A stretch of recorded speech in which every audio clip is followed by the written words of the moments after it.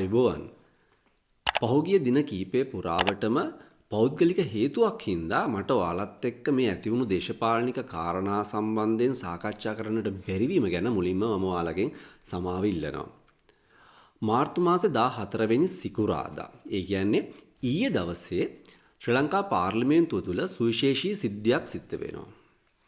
මේ මාර්තු 14 වෙනි සිකුරාදා ශ්‍රී ලංකා පාර්ලිමේන්තුවේ සභානායක බිමල් රත්නායක මහත්තයා විසින් 1948 අංක 17 දරන පරීක්ෂණ කොමිසම් සභා පනත යටතේ මීට අවුරුදු 30කට විතර කලින් එවකට ජනාධිපති චන්ද්‍රිකා බණ්ඩාරනායක කුමාරතුංග මහත්මිය විසින් පත් කරපු බටලන්ද කොමිසමට අදාළ කොමිසම් සභා වාර්තාව බිමල් රත්නායක මහත්තයා පාර්ලිමේන්තුවට ඉදිරිපත් කරනවා. ඇත්තටම මම දකින විදිහට නම් මේක විය යුතුව තිබුණු දෙයක් සහ ඇත්තටම හොඳ දෙයක්. මේ හොඳ දෙයක් කියන්නේ මොකද?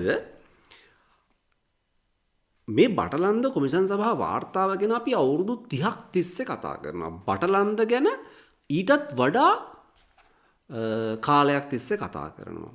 හැබැයි කිසිම දවසක මේ කොමිසම් සභා වාර්තාව හෝ ඒ බටලන්ද ගැන හරි තොරතුරක් අපේ මේ සමාජයට ආවේ නැහැ. මේක මම දකින විදිහට පාර්ලිමේන්තුවේ විතරක් නෙමෙයි මුළු මහත් සමාජයටම ලබා දිය යුතු ලියවිල්ලක්. පාර්ලිමේන්තුවට සහ සමස්ත සමාජයට ලබා දිය යුතු ලියවිල්ලකටත් එහා ගිහිල්ලා මම දකින්නේ මේ බටලන්ද කොමිසම් සභා වාර්තාව ආරම්භය එහෙම නැත්නම් බටලන්ද කොමිසම් සභා වාර්තාවත් එක්ක එතනින් ඉදිරියට නීතිය ක්‍රියාත්මක කළ යුත්තේ කොහොමද? ඒ බටලන්ද කොමිසම් සභා වාර්තාවේ තියෙන නිර්දේශ ක්‍රියාත්මක විය යුත්තේ කොහොමද කියලා නීතිපති ඇතුළු නීතිපති දෙපාර්තමේන්තුවේ අවධානය යොමු කරලා ඒ කොමිසම් සභා වාර්තාවෙන් වැරදිකාරයෝ කරලා ඉන්න අයට කරලා තියෙන අයට නීතිය ක්‍රියාත්මක කළ හැකිද යන්න සොයා බලලා අධිකරණ මේ ක්‍රියාමාර්ගයකට ගිහිල්ලා ඔවුන්ට විරුද්ධව නීතිය ක්‍රියාත්මක කළ යුතුයි. ඇයි මං එහෙම කියන්නේ?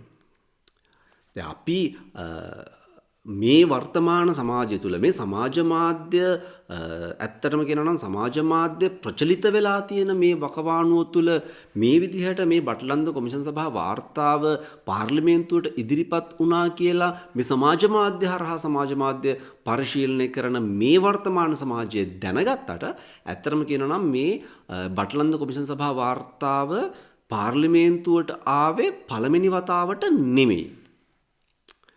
බටලන්ද කොමිසම් සභාව බිමල් රත්නායක නෙමෙයි පළමුවෙන්ම ඔය අර බිමල් රත්නායක කියනවානේ මේ කොමිසම් සභා වාර්තාව ඉදිරිපත් කරද්දී අර කතානායක හරිය ලස්සන රංගනයක් ඉදිරිපත් කරද්දී බිමල් රත්නායක කියනවා ජනාධිපති කාර්යාලයේ හමස් පෙට්ටියකට දාලා පැත්තකට කරලා අඳුරු කාමරයක හංගලා තිබ්බ වාර්තාවක් තමයි මේ බිමල් රත්නායක එළියට දාන්නේ කියලා නෑ.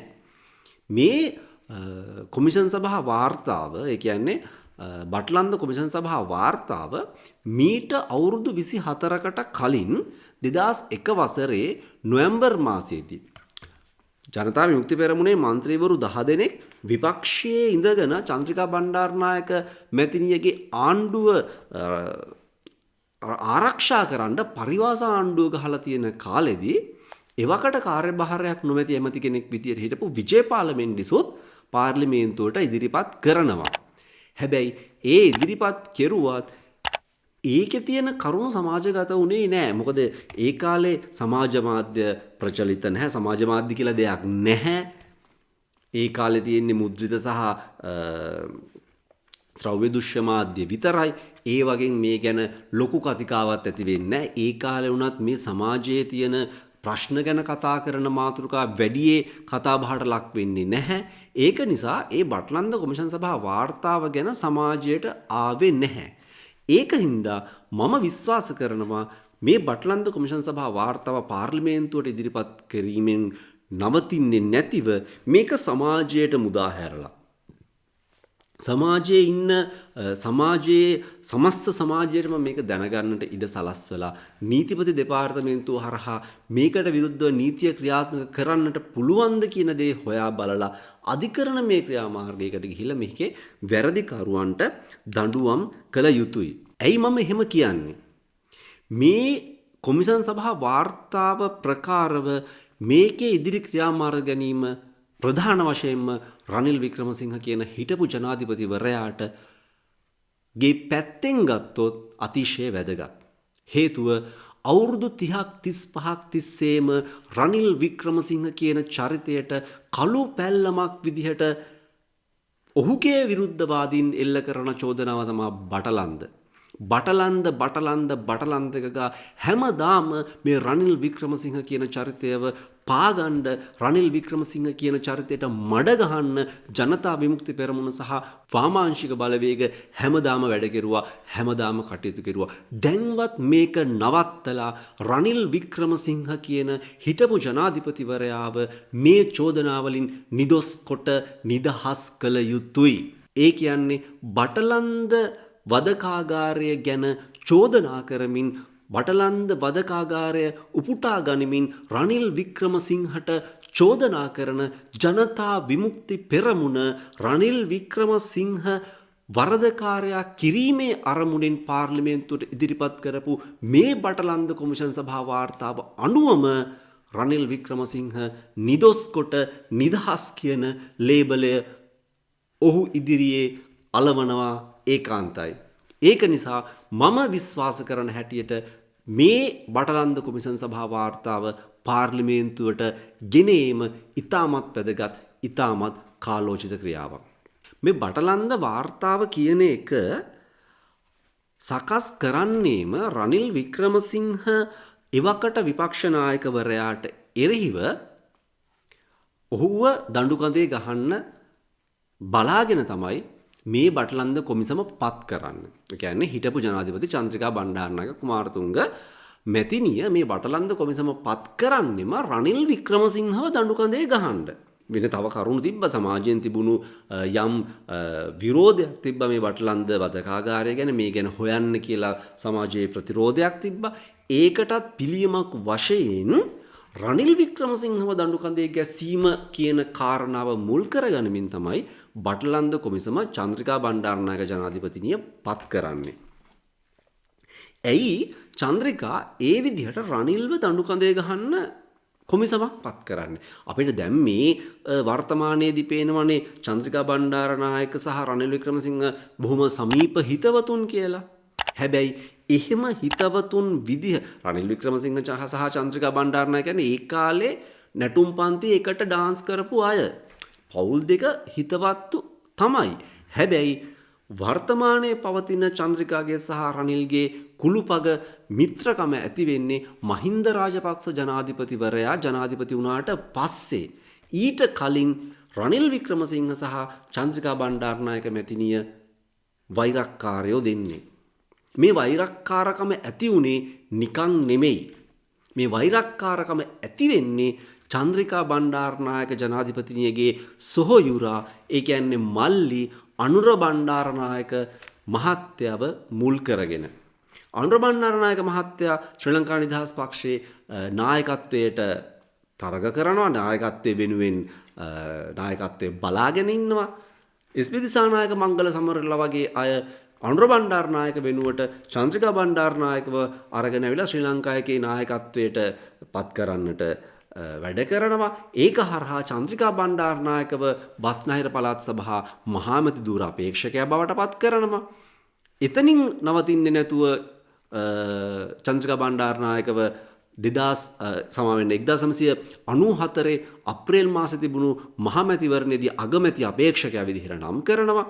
එතනිනුත් නවතින්නේ නැතුව චන්ද්‍රිකා බණ්ඩාරනායකව 1994 නොවැම්බර් මාසේ 9 වෙනිදා තිබ්බ ජනාධිපතිවරණයේදී ජනාධිපති අපේක්ෂකයා විදිහට ශ්‍රී ලංකා නිදහස් පක්ෂයේ ප්‍රමුඛ පොදු ජන එක්සත් පෙරමුණ පුටුව ලකුණෙන් තරග කරපු ඒ පක්ෂය නම් කරනවා.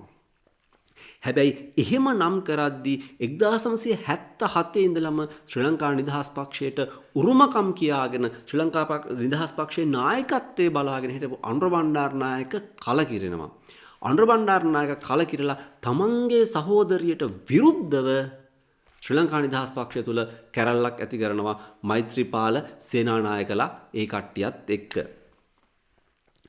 ඒක ඒ කැරැල්ලේ ප්‍රතිඵලයක් විදිහට අනුර බණ්ඩාරනායකගේ පන්තියේ මිත්‍රයා වෙච්ච රනිල් වික්‍රමසිංහ මොකද කරන්නේ? අනුර බණ්ඩාරනායකව තමන්ගේ මව, ඒ කියන්නේ අනුර බණ්ඩාරනායකගේ මව වෙච්ච සිරිමාවෝ බණ්ඩාරනායකගෙන් සහ අනුරගේ සහෝදරිය වෙච්ච චන්ද්‍රිකා බණ්ඩාරනායකගෙන් ගලවලා එක්සත් ජාතික පක්ෂයට ගන්නවා. මේ ගන්නේ පාසලේ තිබ්බ එකම පන්තියේ ඉගෙන ගත්ත ඒ මිත්‍රත්වය ප්‍රයෝජනයට අරගෙන.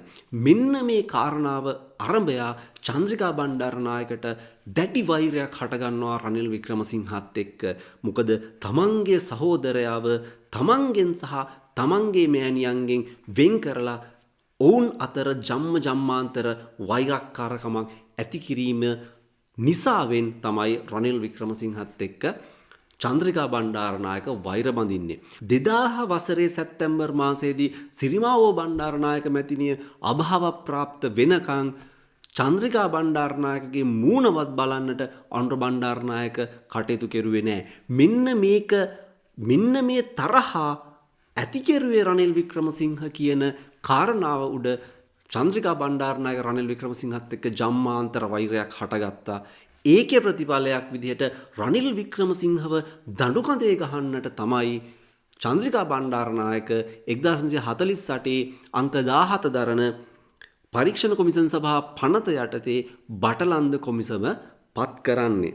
බිමල් රත්නායක 2025 මේ බටලන්ද කොමිසම් සභා වාර්තාව පාර්ලිමේන්තුවට ඉදිරිපත් කෙරුවට මේ කොමිසමේ වාර්තාව සකස් කරන්න සාක්ෂි කැඳවන්නේ කොමිසම කටයුතු කරන්නේ 2025 නෙමෙයිනේ 1994 ඉඳලා තමයි මේ කොමිසම රැස් වෙන්නේ සාක්ෂි කැඳවන්නේ සාක්ෂි අනුව වාර්තාව සකස් කරලා කොමිසමේ නිර්දේශ ඉදිරිපත් කරන්නේ.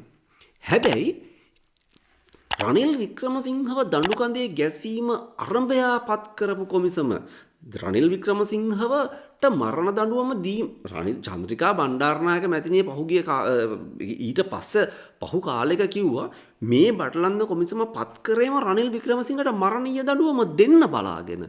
එහෙම පත් කරපු කොමිසමේ වාර්තාව ඇයි චන්ද්‍රිකා බණ්ඩාරනායක ජනාධිපතිනියගේ කාලේ පාර්ලිමේන්තුවට ඉදිරිපත් කරලා ඒකට ගත යුතු නීතිමය ක්‍රියාමාර්ග ගත්තේ නැත්තේ කියලා අපි කල්පනා කරලා බලන්නට ඕන.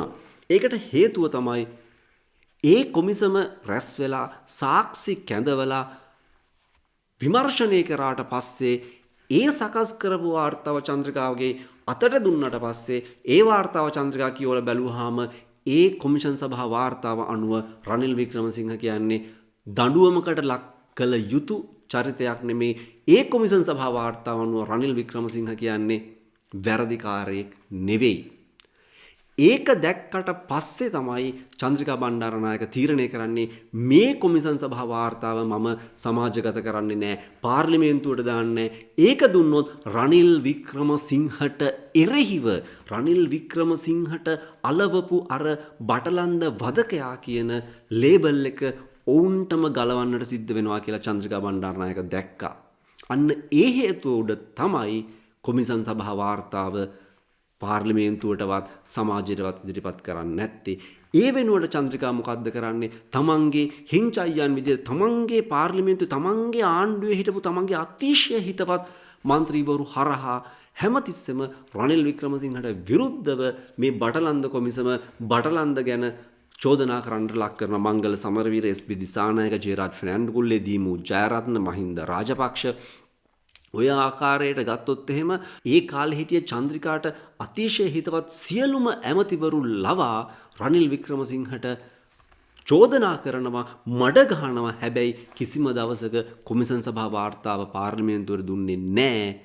හේතුව ඒ කොමිසම් සභා වාර්තාව දුන්නා නම් ඒ කොමිසම් සභා වාර්තාව අනුව එදා ඉඳලා රනිල් වික්‍රමසිංහ බටලන්ද කේස් එකෙන් නිදොස් කොට නිදහස් කියලා චන්ද්‍රිකා බණ්ඩාරනායක හොඳටම දැනගෙන හිටියා. ඉතින් ඒක නිසා තමයි මම කියන්නේ සමාජයෙන් වැළලීලා තිබ්බ මේ වාර්තාව බිමල් රත්නායකලා විසින්ම පාර්ලිමේන්තුවට සභාගත කරලා පාර්ලිමේන්තුවට ඉදිරිපත් කරලා මේක සමාජයට මුදා හැරලා සමාජය මේ වාර්තාව ගැන නිදහස් මනසකින් බලලා මේ වාර්තාව ගැන කතා කරලා මේ වාර්තාවේ තියෙන ඇත්ත නැත්ත දැනගන්නට සමාජයට තියෙන අයිතිය ලබා දිය යුතුයි. මේ වාර්තාව සමාජගත කරනවත් එක්කම අමතක කරන්නට හොඳ නැහැ මේ බටලන්ද වාර්තාවේ තියෙන ජනතා විමුක්ති පෙරමුණේ තියෙන ක්‍රූරත්වය නිකම්ම සමාජගත වෙනවා. ජනතා විමුක්ති පෙරමුණ බටලන්ද කියන වදකාගාරය ඇති වෙන්නේම ජනතා විමුක්ති පෙරමුණේ තියෙන ක්‍රූරත්වයේ හින්දා. අද පැලවත්තේ ඉඳගෙන මේ ආණ්ඩුව මෙහෙවන ටින්ටින් සිල්වල තමයි බටලන්ද වදකාගාරයක් ඇති වෙන තැනට එවකට හිටපු තරුණ ප්‍රජාව මෙහෙवला ත්‍රස්තවාදයක් ලංකාව තුල දියත් කෙරුවේ. බටලන්ද කොමිසන් සභා වාර්තාව ඉදිරිපත් කරලා රනිල් වික්‍රමසිංහව දඬු කඳේ ගහන්න හදන වර්තමාන JVP ආණ්ඩුවට සිද්ධ වෙනවා ඒ කොමිසන් සභා වාර්තාව අනුව එදා ඒ බටලන්ද වදකාගාරය ඇති වෙන තැනට වැඩ කරපු පැලවත්තේ ටින්ටින් සිල්වාට මරණීය දඬුවම නියම කරන්නට මරණීය දඬුවම ලබා දෙන තැනට පත් වෙන්නට මේ කොමිසන් සභා වාර්තාව අනුව වැඩ කරන්න. මේක මම කියන දෙයක් නෙමෙයි. ජනතා විමුක්ති පෙරමුණේ හිටිය ප්‍රධානම නායකයෙක් 1999 ජනතා විමුක්ති පෙරමුණේ ජනාධිපති ධූර අපේක්ෂකයා විදිහට හිටපු නන්දන ගුණතිලක මහත්තයාම හරි ලස්සනට එයාගේ Facebook පිටුවේ දාලා තියෙනවා එදා 87 94 කාලය තුල ජනතා විමුක්ති පෙරමුණෙන් සිදු කළ සියලු ඝාතනවලට මා ඇතුළු එවකට අවිදරපු සියලුම දෙනා වගකිව යුතුයි ඒ සියලුම දෙනාට දඬුවම් දිය යුතුයි කියලා. එතන නන්දන ගුණතිලක විතරක් නෙමෙයි වර්තමාන කෘෂිකර්ම ඇමතිවරයාත් පැලවත්තේ ඉඳගෙන මේ ආණ්ඩුව මෙහෙවන ටින්ටින් සිල්වත් ඉන්නවයි කියන එක බිමල් රත්නායක සභානායකවරයාට මතක් කරලා දෙන්න ඕන. මට හරි ලස්සන කතාවක් මතක් වෙනවා. මේක 2005 2006 වගේ කාලය අතරේදී එවකට ජනාධිපති මහින්ද රාජපක්ෂ මහත්තයාගේ ජනාධිපතිවරණ වේදිකාවේ හිටපු දක්ෂ කතිකයෙක් වෙච්ච ජනතා විමුක්ති පෙරමුණේ අනුර කුමාර දිසානායක මහත්තයා අනුර කුමාර දිසානායක සහෝදරයා කරපු කතාවක්. මහින්ද රාජපක්ෂ මහත්තයාව දිනවන්න එවකට ජනතා විමුක්ති පෙරමුණේ ප්‍රචාරක ලේකම් විමල් වීරවංශ මහත්තයා වගේම එවකට ජනතා විමුක්ති පෙරමුණේ හිටපු දක්ෂ කතිකයෙක් වෙච්ච අනුර කුමාර දිසානායකත් හරියට වැඩ කෙරුවා. මේ ජනාධිපතිවරණ මැතිවරණ වේදිකාව තුළ අනුර කුමාර දිසානායක කියනවා ත්‍රස්තවාදයට උත්තර දිය යුත්තේ ත්‍රස්තවාදයට තේරණ භාෂාවෙන්. ත්‍රස්තවාදීන් කැමති නම් සාකච්ඡා කරන්නට මහින්ද රාජපක්ෂ ජනාධිපති වෙලා එකඟයි සාකච්ඡා කරන්නට. හැබැයි ත්‍රස්තවාදීන් ත්‍රස්තවාදය තෝරගන්නවා නම් ඒකට උත්තර දෙන්නටත් ත්‍රස්තවාදීන්ට තේරෙන භාෂාවෙන් ත්‍රස්තවාදීන්ට උත්තර දෙන්නටත් අපි පසබොට වෙන්නේ නෑ කියලා තමයි අනුර කුමාර දිසානායක ජනතා විමුක්ති පෙරමුණේ සහෝදරයා 2005 දී කිව්වේ. එහෙම කියපු ජනතා විමුක්ති පෙරමුණේ අතීතයට අපි ගියොත් මේ බටලන්ද කොමිෂන් සභා වාර්තාව අනුවම තියෙනවා ජනතා විමුක්ති පෙරමුණේ ක්‍රූරත්වය ගෙදර මිනිස්සයව අරන් ගිහිල්ලා එළියට අරන් ගිහිල්ලා මරලා ඒ මරපු මිනිස්සයව කපලා කොටලා ගෙදරට මස්තිකෙව්ව තොපි මේ මස්තික උයලා කාපියව කියලා එවන් තිරිසන්නුන්ට බටලන්ද කොමිෂන් සභා වාර්තාව අනුව දඬුවම් දිය යුතු නැද්ද? දරුවන්ට කිරි දීමේ වරදට ගෙදරට පැනලා ඒ කිරිදිදී හිටපු අම්මගේ තන කපලා මරපු තිරිසනුන්ට දඬුවම් දිය යුතු නැද්ද? නීතිය හා සාමය ගැන කතා කිරීමේ වරදට ඇදගෙන ගිහිල්ලා නිරුවත් කරලා සමූහ දූෂණයට ලක් කරලා ලිංගේන්ද්‍රයන් වලට පරාල ඇන ගහලා ඝාතනය කරලා මුහුදට විසි කරලා දාපු සාගරිකා ගෝමස් වගේ මාධ්‍යවේදිනියන්ට එවන් ඉරණමක් අත් කරපු ජනතා විමුක්ති පෙරමුණේ ත්‍රස්තවාදීන්ට විරුද්ධව නීතිය ක්‍රියාත්මක කළ යුතු නැද්ද? එවන් ත්‍රස්තවාදීන්ව මෙහෙවපු පැලවත්තේ ටින්ටින් සිවිලලාට විරුද්ධව මරණ දණ්ඩනය ලබා දිය යුතු නැද්ද? ගෙවල් වලින් ඇදලා අරගෙන එළියට දාලා මරලා ඒ මිනිස්සුන්ව කපලා කොටලා ඒ මස්තික ගෙදර මිනිස්සුන්ට දීලා තොපි උයලා කාපියව් කියලා කියපු තිරිසනුන්ට නීතිය ක්‍රියාත්මක කළ යුතු නැද්ද?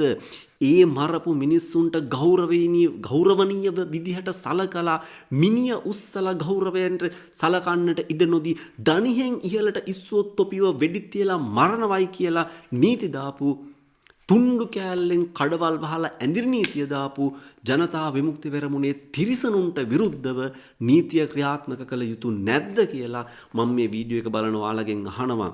ජනතා විමුක්ති පෙරමුණ සිල් අරගෙනද බටලන්ද වගේ වදකාගාර බිහි වුණේ? බෞද්ධ භික්ෂූන් 30ක් අමුමුවේ ඝාතනය කරේ සිල් අරගෙනද?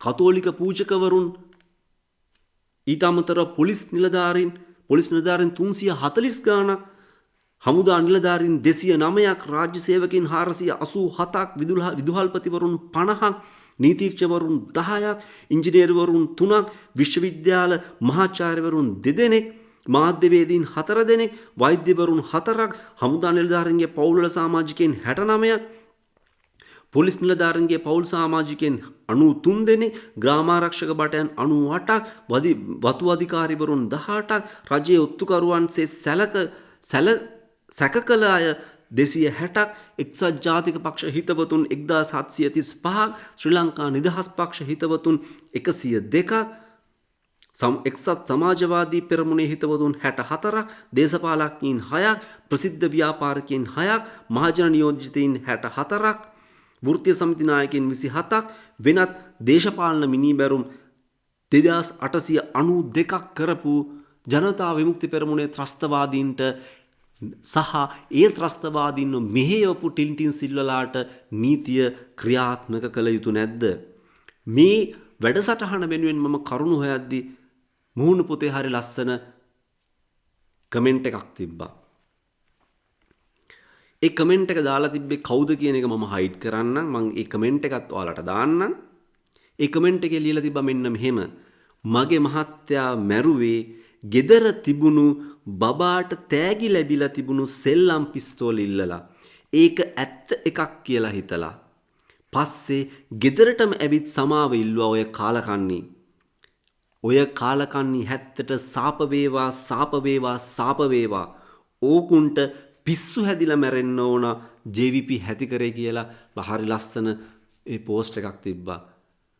තමන්ගේ දරුවට තෑග්ගක් විදිහට ලැබිලා තිබ්බ සෙල්ලම් පිස්තෝලේ ඇත්ත පිස්තෝලයක් කියලා ඉල්ලලා ඒක නොදුන්නු කමට ගෙදර හිටපු තමන්ගේ මනුස්සයව මරන්න තරම් තිරිසන්නු වෙලා හිටපු ඒ තිරිසන්නුන්ට නීතිය ක්‍රියාත්මක කරලා ඒ මැරුණු මිනිස්සුන්ට සාධාරණයක් ඉටු කළ යුතුයි අනිවාර්යෙන්ම. ඒක නිසා මේ බටලන්ද කොමිසන් සභා වාර්තාව සමාජගත කිරීම අත්‍යවශ්‍ය කාරණාවක් වෙලා තිබෙනවා. ඒ බටලන්ද කොමිසන් සභා වාර්තාව එනකන් කළු පැල්ලම් ගහලා හිටපු අයව නිදොස් කොට නිදහස් කරලා අද ආණ්ඩු කරන ත්‍රස්තවාදීන්ගේ නිර්වත එළියට දාන්නට මේ ආණ්ඩුවේම සභානායක කටයුතු කිරීම ගැන අත් දෙක වැඳලා ආචාර කරනවා. අවසාන වශයෙන් මම මෙන්න මේක කියන්නම්. ජනතා විමුක්ති පෙරමුණේ හිටපු සමාජිකයෙක් වෙච්ච අනුරුකුමාර දිසානායක සහෝදරයා 2005 දී LTT ත්‍රස්තවාදීන්ට කිව්වේ ත්‍රස්තවාදීන්ට පිළිතුරු දිය යුත්තේ ත්‍රස්තවාදීන්ට තේරෙන භාෂාවකින්. ඒක LTT ත්‍රස්තවාදීන්ට වගේම ජනතා විමුක්ති පෙරමුණේ ත්‍රස්තවාදීන්ටත් පොදුයි කියන එක මතක් කරන්නට ඕන.